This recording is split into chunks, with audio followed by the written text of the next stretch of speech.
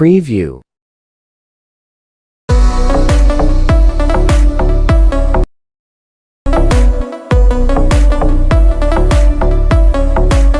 السلام علیکم ملګرو، څنګه تاسو په سکرین باندې دغه ویډیو کته نو که تاسو هم دغه شانتې خپل د ټیک ټاک دپاره ویډیو جوړول غواړئ نو د پلی سټور نه به کیپ کټ انسټال کړئ.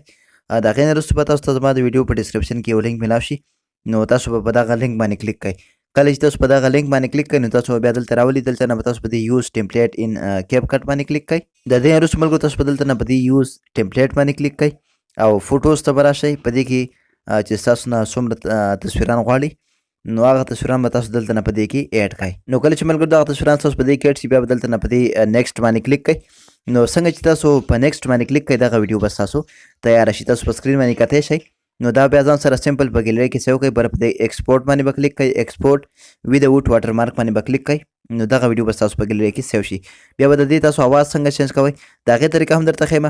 ملګرو که زموږ دا ویډیو تاسو باندې لږه هم ښه ولګي نو پلیز لایک یې کړئ او خپل ملګرو سره یې لازمي شیر کړئ. نو کله چې ملګرو دغه ویډیو ستاسو ایکسپورټ شي تاسو بیا نیټ بند کړئ، ځکه چې ستاسو نیټ کولاوي نو دا بیا اټومیټیک په ټیک ټاک کې اوپن کېږي. نو تاسو به دلته نه بیا په دې ډن باندې کلیک کړئ او بیا به بیک راشئ.